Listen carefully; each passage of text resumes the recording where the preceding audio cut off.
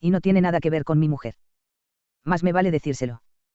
Observo a partir de todo esto que hasta entonces mi paciente no había conseguido diferenciar debidamente a su mujer de su madre. Y veo también que estaba poseído de forma inconsciente por el espíritu de su padre. Y él ve todo eso también. Ahora es una persona un poco más diferenciada, ahora es un poco menos un bloque tosco sin tallar, ahora está un poco menos perdido entre la niebla. Dice, ha sido una buena sesión, Dr. Peterson. Yo asiento. Puedes ser bastante listo si te limitas a callarte. Soy un colaborador y un oponente incluso cuando no hablo. Es algo que no puedo evitar. Mis expresiones anuncian mi respuesta, incluso cuando son sutiles. De esta forma me comunico, tal y como señalaba Freud con acierto, a pesar de estar en silencio. Pero también hablo durante mis sesiones. Entonces, ¿cómo sé cuándo hay que decir algo? En primer lugar, como he dicho antes, me pongo en una disposición apropiada. Defino bien mi objetivo. Quiero que las cosas vayan mejor. Mi mente se orienta en función de esa meta e intenta producir respuestas al diálogo terapéutico que contribuye a ese objetivo. Internamente veo qué es lo que sucede y revelo mis respuestas. Esa es la primera regla. Por ejemplo, un paciente dice algo y yo tengo cierta ocurrencia o bien una fantasía me atraviesa la cabeza. Frecuentemente tiene que ver con algo que ese mismo paciente explicó un poco antes o en una sesión anterior. Entonces le cuento tal pensamiento o fantasía.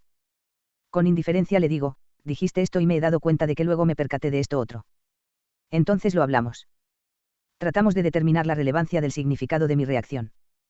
A veces, quizá, tiene que ver conmigo. Ahí es a donde iba Freud. Pero en ocasiones se trata simplemente de la reacción de un ser humano imparcial, pero favorablemente predispuesto a una declaración que revela algo, formulada por otro ser humano. Es algo que posee un significado, en ocasiones incluso correctivo. En otras, sin embargo, se me corrige a mí. Tienes que llevarte bien con otras personas. Un terapeuta es una de esas otras personas. Si es bueno, te dirá la verdad acerca de lo que piensa, lo cual no es lo mismo que decirte que lo que piensa es verdad. Entonces podrás contar al menos con la opinión honesta de una persona, algo que no es tan fácil de conseguir. No es tema menor. Es la llave que abre todo el proceso psicoterapéutico, dos personas contándose la verdad y escuchándose. ¿Cómo deberías escuchar? Carl Rogers, uno de los grandes psicoterapeutas del siglo XX, sabía unas cuantas cosas acerca de cómo escuchar. Escribió lo siguiente: la gran mayoría de nosotros no sabe escuchar, nos vemos obligados a evaluar, porque escuchar es muy peligroso. En primer lugar hace falta valentía y no siempre la tenemos. Rogers sabía que escuchar podía transformar a la gente. A propósito de eso comentó, puede que algunos penséis que escucháis bien a las personas y que nunca habéis visto semejantes resultados. Es más que probable que no hayáis escuchado de la forma que he descrito. Proponía a sus lectores que realizaran un pequeño experimento la próxima vez que se encontraran en una discusión. Detén la discusión un momento e introduce esta regla: cada persona puede decir lo que piensa solo después de repetir las ideas y sentimientos de la persona que acaba de hablar de forma minuciosa, con una formulación que esa persona apruebe. Esta regla me ha resultado de gran utilidad, tanto en mi vida privada como en mi práctica clínica.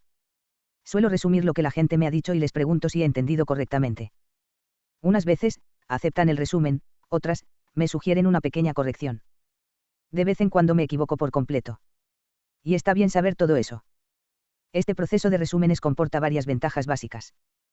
La primera es que termino entendiendo realmente lo que la otra persona me está diciendo.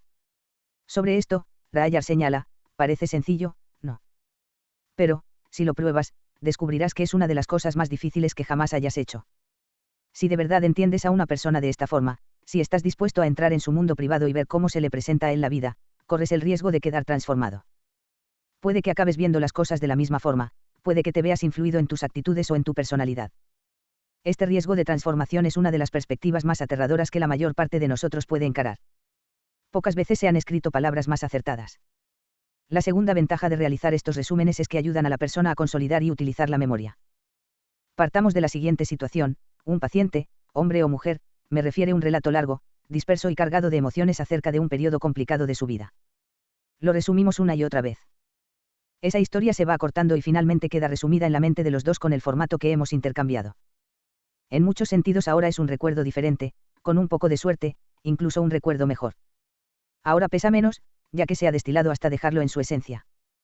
Hemos sacado la moraleja de la historia y se ha transformado en la causa y el resultado de lo que ocurrió, formulada de tal forma que repetir la tragedia y el dolor parece menos probable en el futuro.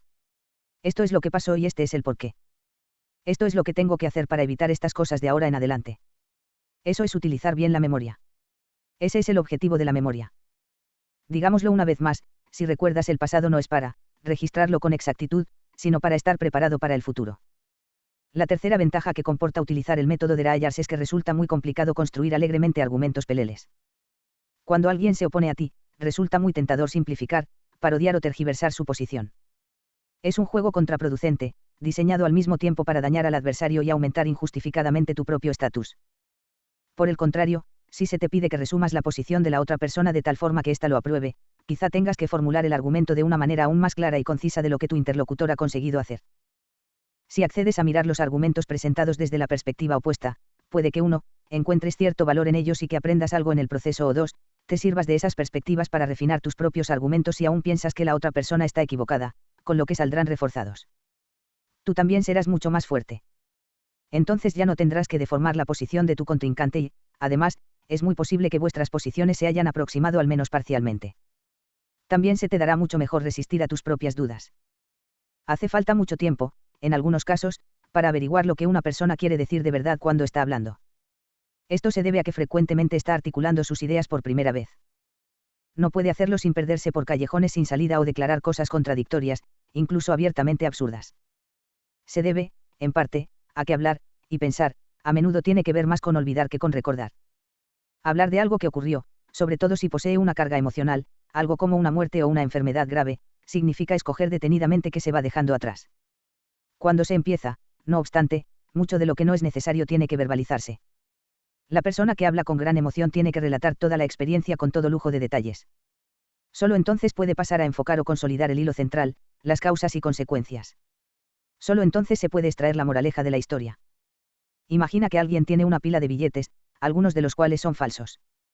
Habrá que extender todos los billetes en la mesa para poder examinar cada uno y advertir las diferencias antes de poder distinguir los auténticos de los falsos. Este es el tipo de enfoque metodológico que tienes que adoptar cuando realmente escuchas a alguien para intentar resolver un problema o comunicar algo importante.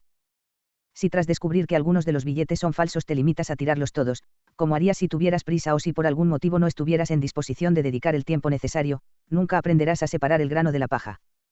Si en lugar de eso escuchas sin prejuicios, la gente tenderá a contarte todo lo que piensa, con muy pocas mentiras. La gente te contará las cosas más sorprendentes, absurdas e interesantes que puedas imaginar. Tendrás muy pocas conversaciones aburridas. De hecho, así es como puedes saber si realmente estás escuchando de verdad o no. Si la conversación es aburrida, probablemente no lo estás haciendo. La dominación del primate, las maniobras de jerarquía y el ingenio. No siempre hablar es pensar, ni siempre que se escucha se propicia una transformación. Para ambas cosas existen otros motivos, algunos de los cuales producen resultados contraproducentes, mucho menos valiosos e incluso peligrosos. Esta, por ejemplo, el tipo de conversación en el que alguien habla simplemente para establecer o confirmar su posición dentro de una jerarquía de dominación. Una persona empieza contando una anécdota a propósito de algo interesante que le ha sucedido ahora o hace tiempo, algo lo suficientemente bueno, malo o sorprendente como para que merezca la pena escuchar. La otra persona, que ahora está preocupada por su estatus potencialmente subordinado en tanto que individuo menos interesante, piensa inmediatamente en algo mejor, peor o más sorprendente que contar. No me estoy refiriendo a una de esas situaciones en las que dos participantes de una conversación están desafiándose de verdad, desvariando sobre los mismos temas para su mutuo disfrute, así como para el de todos los que escuchan. Aquí de lo que se trata es simplemente de competir por una posición. Es fácil identificar cuando se produce este tipo de conversaciones porque suscitan cierto sentimiento de bochorno entre los interlocutores, así como a cualquier persona que sepa que se acaba de decir algo falso y exagerado. Hay otra forma de conversación estrechamente relacionada con esta en la que ninguno de los hablantes escucha en absoluto al otro. En lugar de ello, cada uno utiliza el tiempo que emplea la otra persona en hablar para rebuscar lo que va a decir a continuación, algo que probablemente esté fuera de lugar porque, al esperar con ansia su turno para volver a intervenir, no ha escuchado. Esto es algo que normalmente detiene en seco todo el tren que forma la conversación. Llegados a este punto, las personas que iban montadas en los vagones cuando se produjo el choque normalmente permanecen en silencio, quizás se miran con cierto rubor, hasta que todos se van o a alguien se le ocurre algo ingenioso y consigue recomponer el estropicio. También está la conversación en la que uno de los participantes intenta conseguir que su punto de vista se alce con la victoria. Se trata de otra variante de la conversación de dominación y jerarquía. Durante este tipo de conversaciones, que suelen aproximarse a cuestiones ideológicas, la persona que posee el turno de palabra, 1, se esfuerza por denigrar o ridiculizar el punto de vista de cualquiera que mantenga una postura distinta a la suya, 2, utiliza para ello pruebas cuidadosamente seleccionadas, y 3, impresiona a los interlocutores, muchos de los cuales comparten su mismo espacio ideológico con la validez de sus afirmaciones. El objetivo es recabar apoyo para una cosmovisión global, unitaria y simplista. Así pues, el propósito de la conversación es demostrar que lo que hay que hacer es no pensar. La persona que habla de esta forma cree que ganando la discusión demuestra que tiene razón, y que de esta forma se valida necesariamente la estructura de conjeturas propia de la jerarquía de dominación con la que más se identifica. A menudo y sin sorpresa se trata de la jerarquía en la que ha logrado su mayor éxito, o de aquella con la que se ha alineado de forma cerril. Prácticamente todas las discusiones sobre política o economía se desarrollan de esta forma. Cada uno de los participantes intenta justificar una posición establecida a priori, en vez de intentar aprender algo o adoptar una perspectiva distinta, aunque solo sea por cambiar. Por este motivo, tanto los conservadores como los progresistas consideran que sus postulados son obvios, cada vez más a medida que se radicalizan. Y a partir de determinadas conjeturas basadas en el temperamento, emerge una conclusión previsible, eso sí, solo una vez que se obvia el hecho de que las propias conjeturas pueden cambiar. Estas conversaciones son muy distintas de aquellas en las que se escucha.